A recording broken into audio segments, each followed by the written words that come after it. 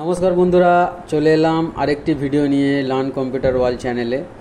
তো আগের ভিডিওতে আমরা কন্ডিশনাল ফরম্যাটিংয়ের সমস্ত অপশান সেখান থেকে শিখেছিলাম। Highlight cell rules, top bottom rules, data bars, colour scale এবং আইকন সেটস। এবং আজকের আমরা নিউ রুলসের মাধ্যমে একটা সার্চ বক্সকে বানানো আজকের শিখবো কন্ডিশনাল ফরম্যাটিংয়ের মাধ্যমে।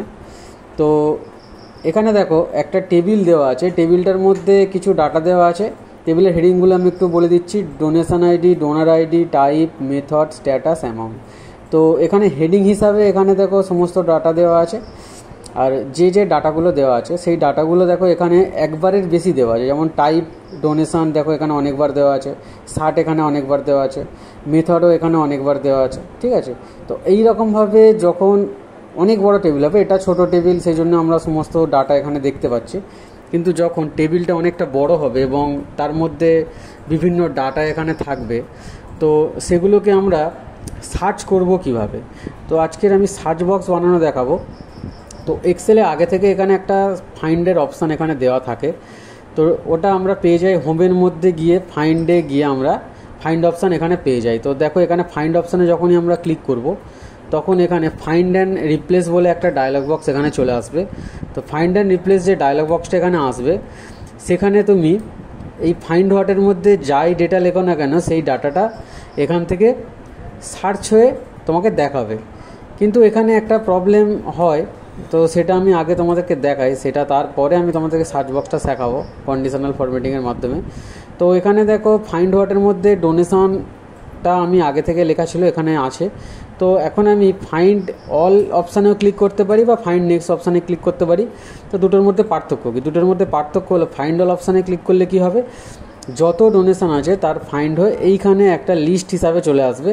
আর যদি আমরা ফাইন্ড নেক্সটে ক্লিক করি কি হবে, ফাইন্ড নেক্সট করলে একটার পর একটা ফাইন্ড হতে থাকবে। তো এখানে আমরা ফাইন্ড অল অপশানে ক্লিক করি।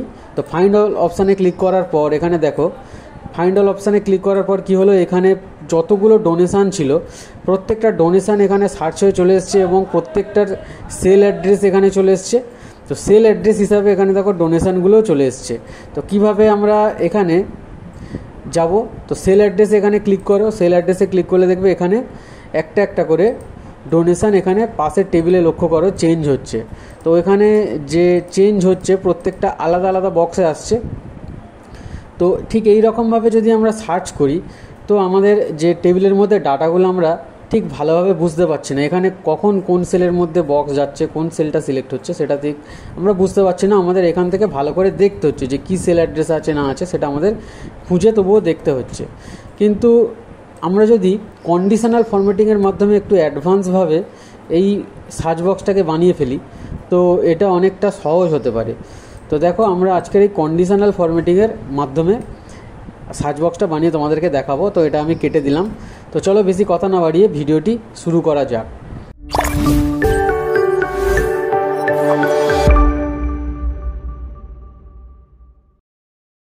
আচ্ছা, প্রথমে আমাদের যেটা করতে হবে সেটা হলো এখানে যে ডাটা টেবিলটা দেওয়া আছে সেই ডাটা টেবিলের যে হেডিং আছে, এখানে ডাটা টেবিলটাকে প্রথমে সিলেক্ট করতে হবে। তো হেডিংটাকে বাদ দিয়ে সিলেক্ট করতে হবে। এখানে যে হেডিংটা রয়েছে হেডিংটাকে বাদ দাও, বাদ দিয়ে পুরো টেবিলটাকে এখান থেকে সিলেক্ট করে নাও। তো সিলেক্ট করা হয়ে যাওয়ার পর সোজা চলে যাও কন্ডিশনাল ফরম্যাটিং অপশানে। তো কন্ডিশনাল ফরম্যাটিং অপশানে যাওয়ার পর দেখো আগের দিন আমরা আইকন সেটস পর্যন্ত শিখেছিলাম। তো এবার হচ্ছে আমরা নিউ রুল অপশানের মধ্যে চলে যাব। তো নিউ রুল অপশানের মধ্যে গিয়ে এখানে দেখো 6টা পয়েন্ট আছে। তো 6টা পয়েন্টের মধ্যে আমরা একদম 6 নম্বর পয়েন্টে চলে যাব। 6 নম্বর পয়েন্টে যাওয়ার পর এখানে একটা ফর্মুলা আমাদেরকে লিখতে হবে, যে ফর্মুলাটা হচ্ছে সার্চ ফর্মুলা। কীরকমভাবে আমরা লিখব, ইকুয়ালস টু সার্চ। এবার ব্র্যাকেট ওপেন করে দেবো। ব্র্যাকেট ওপেন করে যেখানে আমরা ডাটা সার্চ করব সেই বক্সটাকে এখানে সিলেক্ট করতে হবে। তো যেহেতু আমরা এখানে ডাটাকে সার্চ করব সেহেতু এখানে বক্সটাকে সিলেক্ট করে নিলাম। সিলেক্ট করার পর এখানে দেখো এইখানে সিলেক্ট করার সাথে সাথে সেই সেল অ্যাড্রেসটা এখানে চলে আসবে এবং এখানে কমা দিয়ে দেবো। কমা দেওয়ার পর এবারে এই টেবিলের মধ্যে কী হবে, এই টেবিলের মধ্যে আমাকে হেডিং বাদ দিয়ে হেডিংয়ের নিচে যে সমস্ত সেল অ্যাড্রেসগুলো আছে হেডিংয়ের নিচের সেলে সেই সেল অ্যাড্রেসগুলোকে আমাকে এখানে পরপর দিতে হবে। কীরকমভাবে দিতে হবে দেখে নাও। এইটা এইরকমভাবে দিতে হবে। প্রথমে আমাকে দিতে হবে $, তারপরে A2, তারপরে দিতে হবে অ্যান্ড, কমা দিলে কিন্তু চলবে না, $A2 অ্যান্ড, তারপর হচ্ছে দিতে হবে আমাকে $B2, তারপরে অ্যান্ড, তারপরে দিতে হবে $C2 অ্যান্ড, তারপরে দিতে হবে $D2 অ্যান্ড, তারপরে $E2 অ্যান্ড, তারপরে $F2। তো এইভাবে দিতে হবে। এইভাবে দেওয়ার পর যখন পুরো একদম শেষ হয়ে যাবে, এরপরে যদি এই কলামগুলোতেও ডাটা থাকতো তাহলে এগুলো আমরা দিয়ে দিতাম। তো পুরো এই পর্যন্ত শেষ হয়ে যাওয়ার পর ব্র্যাকেট এখান থেকে ক্লোজ করে দেবো।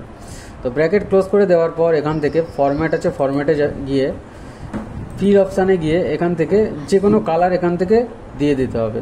তো কালার হিসাবে ধরে নাও আমরা এখানে দিয়ে দিলাম রেড কালার, আর ফন্ট কালার হিসাবে আমরা এখানে দিয়ে দিলাম বোল্ড ইটালিকের সাথে এখানে দিয়ে দিলাম হোয়াইট। দেওয়ার পর আমরা এখানে ওকে অপশানে ক্লিক করে দিলাম, আবার ওকে অপশানে ক্লিক করে দিলাম। তো দেখো এখানে সমস্ত ডেটা এখানে সার্চ হয়ে চলে এসছে। এবার আমরা সার্চ বক্স থেকে যে ডাটাটা এখানে লিখবো সেই ডাটাটাই দেখো এই টেবিলের মধ্যে সার্চ হয়ে চলে আসবে। তো এখানে ধরে নাও আমরা এখানে লিখলাম ক্যাশ লেখার পর আমরা এখান থেকে এন্টার চেপে দিলাম। তো দেখো এই টেবিলের মধ্যে যে সেলের মধ্যে বা যে কলামের মধ্যে দেখো শুধুমাত্র ক্যাশই রয়েছে, সেই ক্যাশগুলোই কিন্তু এখানে সিলেক্ট হয়ে চলে এসছে।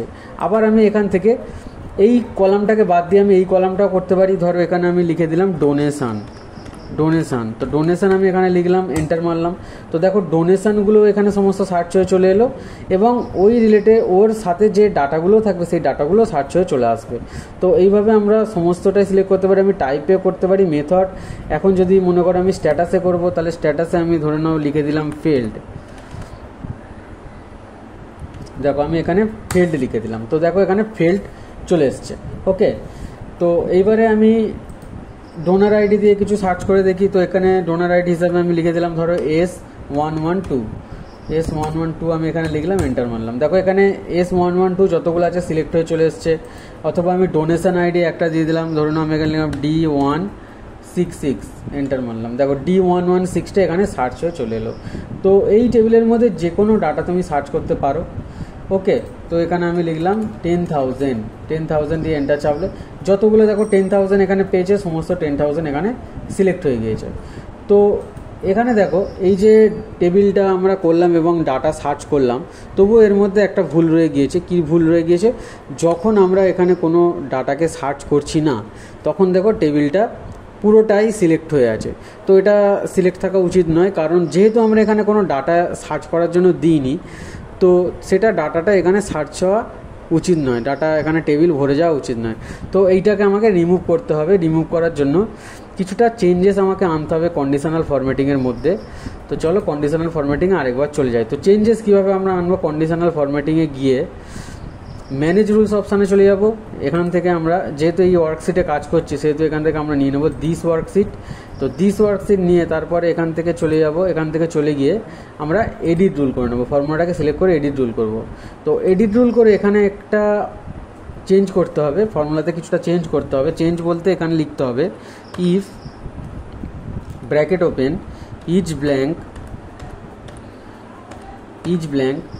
আবার ব্র্যাকেট ওপেন। এবারে যে বক্সের মধ্যে আমরা সার্চ করব সেই বক্সের অ্যাড্রেসটা এখানে দিতে হবে। তো এখানে ক্লিক করো, ক্লিক করার পর ব্র্যাকেটটাকে ক্লোজ করে দাও। ক্লোজ করার পর কমা দিয়ে দাও, 0 দিয়ে দাও, আবার কমা দিয়ে দাও। এবার আমি বলে দিই যে এইগুলো আমি কেন দিলাম। দেখো ইফ ইচ ব্ল্যাঙ্ক মানে যদি এই সেলটা ফাঁকা থাকে, ইচ ব্ল্যাঙ্ক বলতে এখানে ফাঁকা বোঝাচ্ছে। যদি ইফ তোমরা ফর্মুলা আগেও শিখেছো, ইফ হচ্ছে লজিক্যাল ফর্মুলা। তো যদি এই যে সেলটা J2 যে সেলটা যদি ফাঁকা থাকে তাহলে এই টেবিলের যে ভ্যালু আছে টেবিলের ভ্যালু সমস্ত 0 হবে।